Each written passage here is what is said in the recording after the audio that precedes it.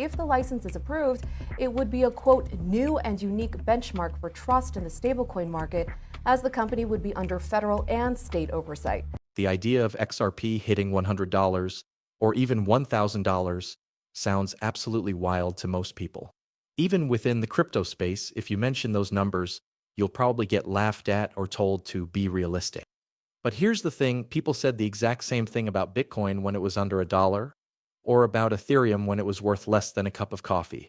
So, before we dismiss those price levels as fantasy, let's step back and really understand what would need to happen for XRP to hit $100, and why it might not be as far-fetched as it sounds. Because XRP isn't like any other coin. It was never designed to be a meme token or a store of value like Bitcoin. It was designed to move money efficiently, instantly, globally. It's a coin built for the plumbing of finance, the part of the system that 99% of the world never thinks about, but that every bank, every business, and every government depends on. Let's start with the most obvious question. If XRP ever hit $100, wouldn't the market cap be way too high? Good question. Let's do some simple math. XRP has a total supply of 100 billion coins, but the circulating supply is closer to 55 billion. So at $100 per XRP, that's a market cap of $5.5 trillion. Now, yes, that's huge, but here's what most people miss. The market cap of XRP doesn't need to come from retail investors. It comes from liquidity value, the amount of money flowing through the network, not just sitting in it. You see, XRP isn't designed to be hoarded like gold. It's designed to be used as a bridge asset to settle trillions in cross-border transactions quickly and cheaply. If XRP is being used to facilitate global value movement, think foreign exchange, FX, remittances, CBDCs, and on-demand liquidity, ODL, then its price reflects utility, not speculation. Now, let's look at the potential scale of that utility. Every single day, the foreign exchange market moves over $7.5 trillion. The global remittance market moves over $800 billion per year. And by 2030, it's estimated that the tokenization of assets, bonds, real estate, stocks, and commodities could unlock over $16 trillion worth of liquidity. Here's where things get interesting. XRP doesn't need to capture all of that. It just needs to move a fraction, even 1 to 3% of that flow, and its value could skyrocket. Think about it. If XRP were used to settle $1 trillion per day, and even a tiny sliver of that needed to be held as liquidity within the network, you're talking about hundreds of billions of dollars in value flowing into the ecosystem. That's when price isn't determined by hype. It's determined by necessity. And Ripple's not sitting around waiting for permission. They've already built the infrastructure. ODL, on-demand liquidity, is live in over 70 countries, partnering with payment providers, fintech firms, and even central banks exploring digital currency pilots. Ripple has turned what was once a crypto project into a global payment system, quietly replacing outdated systems like SWIFT with faster, cheaper, more efficient rails. Here's what most people don't realize. When Ripple's liquidity network starts handling larger institutional volumes, whether it's banks settling CBDCs, corporations managing cross-border payments, or asset tokenization platforms integrating XRP, the price per coin will have to adjust to handle that liquidity demand. In other words, price follows utility. And if the utility being unlocked is in the trillions, then triple-digit XRP isn't crazy, it's mathematically logical. Now let's address the elephant in the room, timing. Because people don't just want to hear if XRP can hit $100 or $1,000, they want to know when. The truth? This won't happen overnight. Ripple's roadmap isn't a get-rich-quick story. It's a global infrastructure shift, and those take time. But what's happening now, the court clarity, the institutional pilots, the partnerships with governments, are all setting the stage for the next financial cycle, where utility tokens finally take center stage. And when that happens, XRP's value won't be about speculation anymore. It'll be about how much liquidity the system needs to function.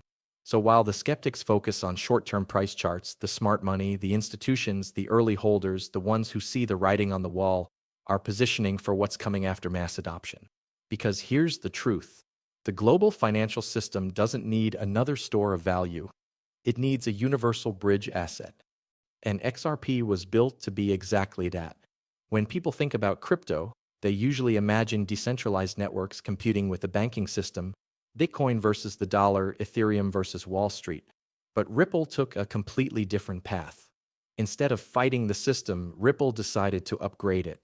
And that's what makes XRP so misunderstood and so powerful. Let's break it down. Ripple's core mission has always been simple: to make value move as easily as information does. Today, if you send a text message, it reaches the other side of the world in seconds. But if you try to send money across borders, it can take days, and you lose a big chunk in fees along the way. The infrastructure that handles global payments is built on technology that's decades old, like SWIFT, which was launched back in the 1970s.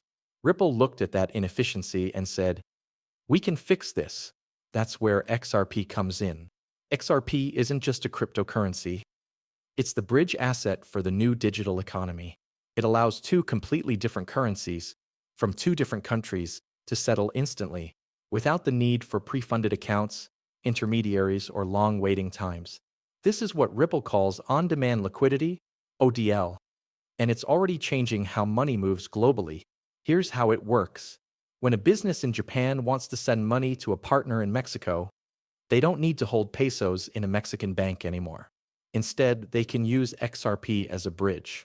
The yen is converted to XRP in seconds, transferred across the ledger, and then converted back into pesos on the other end, all in under 5 seconds. That process replaces what used to take 3 days and cost up to 6 to 8% of the transaction. With XRP, the cost drops to fractions of a cent. And this isn't just theory. Ripple's ODL network is live across Asia, Europe, the Middle East, Africa, and the Americas. Partners like Tranglo, SBI Remit, Lemonway, and Bitso are already using it to process millions in payments.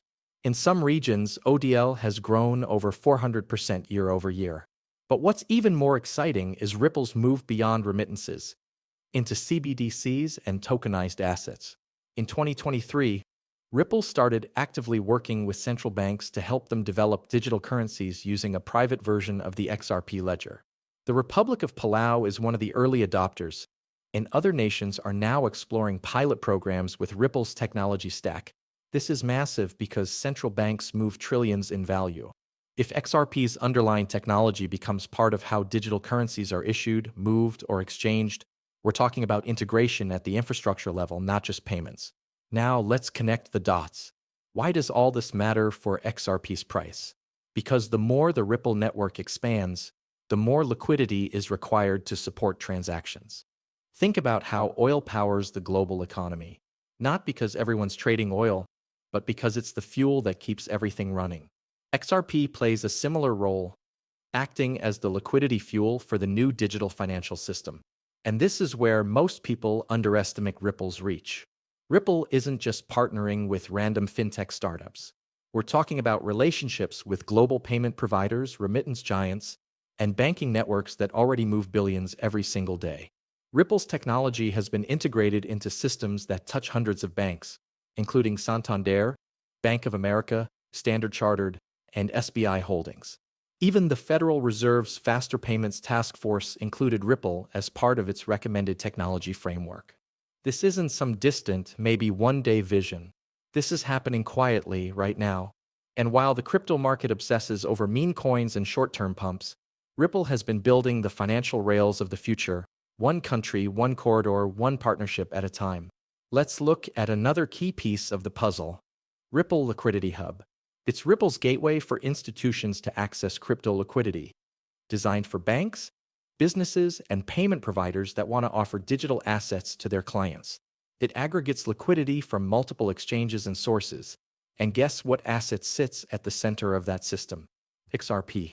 This hub positions Ripple as a kind of Amazon Web Services for money, providing the back-end infrastructure that powers the digital economy. You might not see the name Ripple every time you make a cross-border payment in the future. Just like you don't think about AWS when you watch Netflix, but it'll be there working behind the scenes. So when people ask, what will make XRP go to $100? The answer isn't hype, it's adoption at scale. As more banks, remittance firms, and governments connect to RippleNet, The volume of liquidity that must flow through XRP grows exponentially. The more money moves, the higher the price per XRP must be to efficiently facilitate that liquidity. And here's the part that gives XRP a unique advantage: efficiency scaling. XRP's network can handle 1,500 transactions per second, with near zero energy consumption and transaction costs. That means it's capable of supporting global-scale payments without clogging or slowing down like many other blockchains. In simple terms, it's built for the big leagues. So yes, $100 or $1,000 XRP sounds crazy, until you realize that we're talking about a coin that could sit at the center of global liquidity. Not a niche crypto use case, not speculation, real-world infrastructure. And every major update, every new regulatory milestone Ripple clears, pushes that vision closer to reality. So, while the mainstream media focuses on courtroom drama or short-term volatility, the people paying attention know what's really happening. Ripple is transforming the rails of global finance, and XRP is the fuel making it all work. When people hear someone predict that XRP could one day reach $100, $500, or even $1,000, most immediately roll their eyes. It sounds outrageous, right? But the truth is, price targets only make sense when you understand the catalysts, the real-world events that can actually justify such a move. So let's break down what would need to happen for XRP to even have a shot at those numbers, step by step. For years, the biggest cloud hanging over XRP has been the SEC lawsuit, a battle that's dragged on since late 2020. But that case isn't just about Ripple. It's about the entire crypto industry's future in the US. Now, imagine what happens once XRP is fully declared not a security. Not impartial rulings or gray areas, but clear regulatory certainty. That ruling would open the floodgates. Institutions that have been sitting on the sidelines, banks, hedge funds, payment providers, will finally be able to hold and use XRP without legal hesitation. You see, money doesn't like uncertainty. Institutional money, especially, only flows into assets that are safe from regulatory risk. Once that risk disappears, XRP instantly moves from being a controversial coin to a legally green-lighted liquidity asset. That kind of clarity is priceless, and it's the first major catalyst that can unlock real adoption on a massive scale. Ripple has already won key victories in court, including Judge Torres' ruling that XRP sales on exchanges do not constitute securities. The momentum is in Ripple's favor. Once the final chapter of this legal saga closes, expect the institutional wave to begin. Let's talk about the big money players, the banks, the cross-border networks, and the payment giants. Ripple's on-demand liquidity, ODL, is already being used across several corridors. But what happens when it's adopted by Tier 1 global institutions? Think about this for a second. SWIFT handles roughly $5 trillion every single day in global transfers. If Ripple's network even captures 1% of that, that's $50 billion in daily liquidity demand, potentially flowing through XRP. And if the system scales to 5%, 10%, or beyond, you're suddenly looking at trillions in liquidity being supported by a digital asset with a fixed supply of 100 billion XRP and less than half actually in circulation. This is simple math. When demand for liquidity goes up and the supply stays limited, price has to rise. The more ODL corridors Ripple opens, the more transactions need XRP to bridge currencies. And here's where it gets interesting. Ripple's liquidity hub and partnerships with banks, payment processors, and CBDC pilots are all building toward a global settlement layer where XRP plays the bridge role seamlessly. In that system, XRP doesn't need retail hype to move, it just needs adoption. The third catalyst is perhaps the most underestimated one: central bank digital currencies, CBDCs. Governments all around the world, from China to the EU to the US, are actively researching or testing digital versions of their national currencies. And guess what's missing from that ecosystem? Interoperability. If every country creates its own closed CBDC network, the world ends up with dozens of isolated systems that can't talk to each other. That's where Ripple comes in. Ripple's technology, particularly the XRP ledger, XRPL, offers the perfect foundation for bridging CBDCs together, enabling cross-border interoperability between digital currencies. Ripple has already announced collaborations with the Republic of Palau for a USD-backed stablecoin pilot, Bhutan's central bank for CBDC exploration, several unnamed central banks working on pilot programs.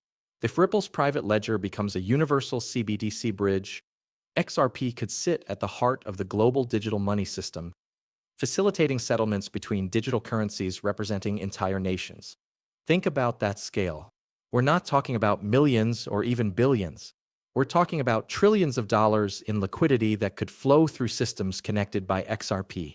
That's a setup where $100 or even $1,000 per XRP doesn't sound like fantasy. It sounds like a logical consequence of exponential liquidity growth.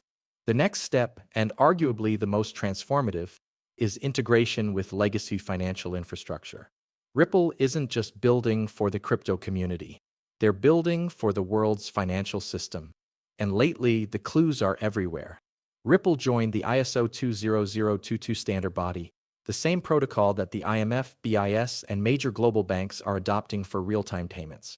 ISO 20022 is the new messaging standard that enables rich data transfer, instant settlements, and interoperability between institutions. Guess which digital asset is one of the few ISO 20022 compliant coins? XRP. And guess what else? XLM, XTC, QNT, ALGO, and IOTA, the so-called ISO 20022 coins. That means XRP isn't just crypto anymore. It's now in sync with the system. Once ISO 20022 becomes fully active globally, which many central banks target between 2025 and 2026, institutions will have a ready-made reason to plug Ripple's technology directly into their payment networks. Imagine the Federal Reserve, the ECB, or the Bank of England moving digital payments that settle instantly across borders, powered by Ripple's rails.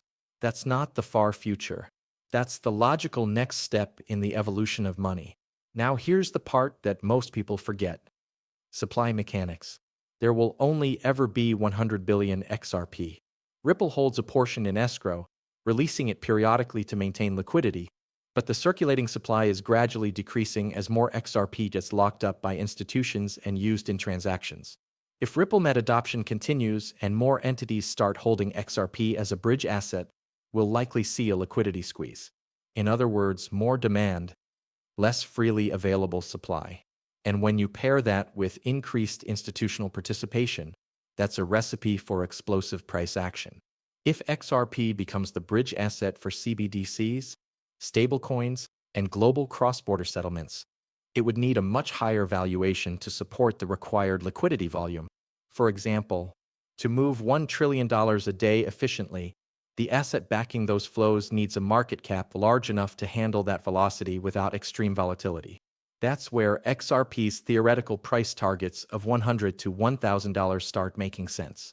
At $100 per coin, XRP's total market cap would be around $10 trillion, roughly equivalent to gold's total valuation. That might sound huge, but remember, gold's market cap is based on store of value demand. XRPs would be based on global utility and transactional liquidity, two very different functions. Finally, the last major catalyst is when retail and institutional use collide. Up to now, most of XRP's demand has been speculative traders, long-term holders, and early adopters. But as banks, remittance providers, and governments start using it behind the scenes, we'll enter a new phase.